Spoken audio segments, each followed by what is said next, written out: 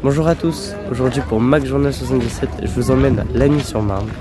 Et aujourd'hui c'est l'inauguration du complexe Mathilde Johansson, un complexe sportif de tennis pouvant accueillir jusqu'à 650 adhérents. Pour ceux qui ne connaîtraient pas Mathilde Johansson, c'est une Française de niveau international qui a évolué dans le plus grand circuit de tennis.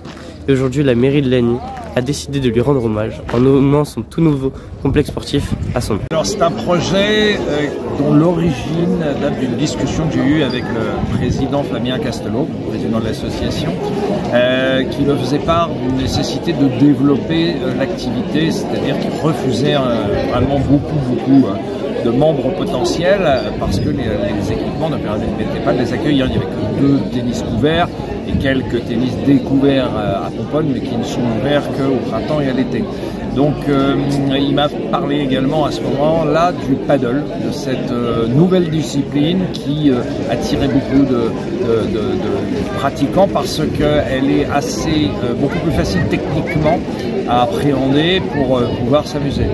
Donc de ces discussions est né un projet déjà basé sur une confiance réciproque, c'est-à-dire d'une association structurée, organisée, déjà existante, qui tissait des relations très ténues avec la ville.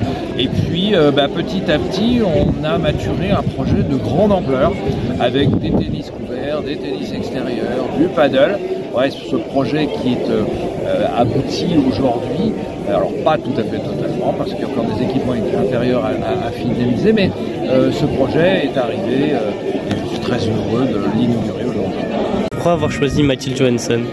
Alors le choix d'un équipement sportif, nous le voulions, ce nom déjà féminin. Voilà, c'était le cahier des charges de la ville parce que c'est vrai que traditionnellement dans les villes, l'histoire fait que les noms des rues ou le nom des équipements sont plutôt masculins. Donc on voulait faire une promotion du sport féminin. Et puis assez naturellement et très rapidement, le club a proposé le nom de Mathilde Johansson, tout simplement parce qu'elle a commencé sa carrière, en tout cas sa pratique du tennis, elle a commencé à Lagny.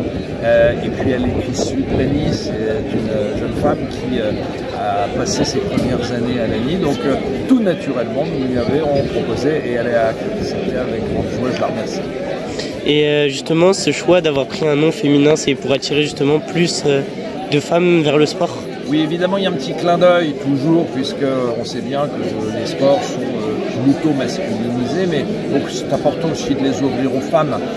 C'était aussi une reconnaissance envers cette grande championne, envers le fait qu'elle soit issue du territoire et que, je le répète, que le club ait prononcé et proposé son nom.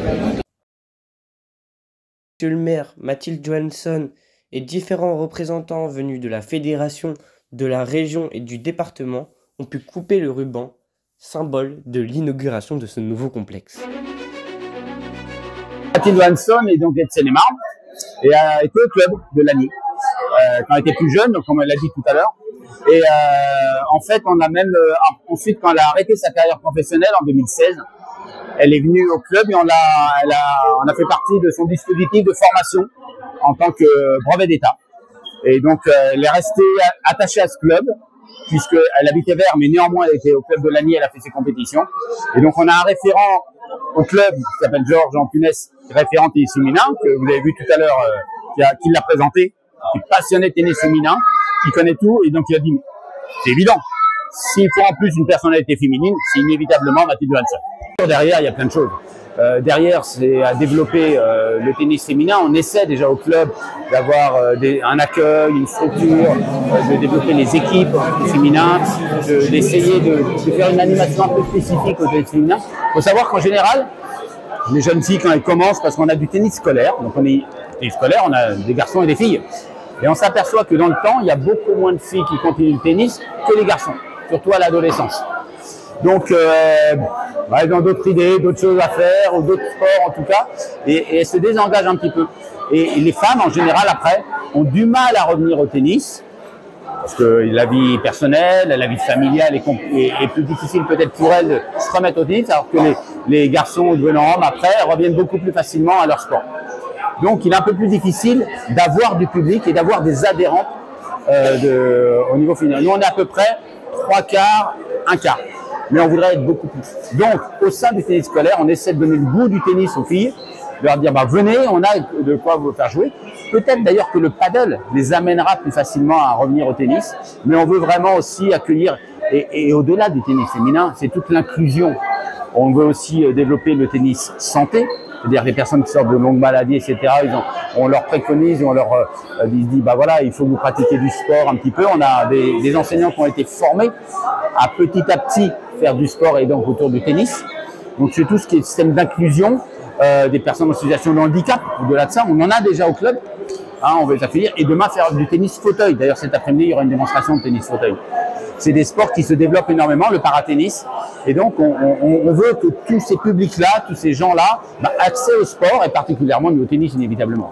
Vous l'avez donc compris, avec les moyens investis, le choix du nom et la qualité des infrastructures, l'objectif est clair, redynamiser le club. Et ce n'est pas la championne française qui vous dira le contraire. C'est génial, franchement. Je m'y attendais pas quand il me l'a demandé et c'est super. Enfin, je suis hyper fière d'avoir mon nom sur un complexe. Mon tennis s'est construit ici à Lagny. J'ai vécu toute mon adolescence ici et franchement, c'est une super reconnaissance que d'avoir mon nom sur ce complexe à Lagny. C'est important qu'il y ait aussi des noms féminins sur les complexes sportifs parce qu'il y a toujours des hommes et ça fait du bien aussi de voir des femmes, pas que ce soit mon nom en particulier, mais qu'on mette le sport féminin en valeur et en avant, ça c'est très très important. Là, on va créer un partenariat avec le club et moi pour que je vienne régulièrement pour faire vivre ce complexe qui porte mon nom finalement. Et la première fois que vous avez un complexe qui porte votre nom? Oui, le complexe, oui, j'ai déjà un terrain à Annette, sur Marne, qui porte mon nom, mais là, oui, un complexe, c'est pas tout le monde qui a son nom sur un grand complexe. Et justement, il parlait ça va permettre de développer l'association de tennis à Lagny. Justement, c'est quelque chose qui, pour vous, était nécessaire d'agrandir. Alors, pour être tout à fait honnête, je vis plus à Lagny depuis quelques années, mais si ça peut aider à mettre en lumière le sport et plus particulièrement le tennis, je suis ravie d'aider à ça.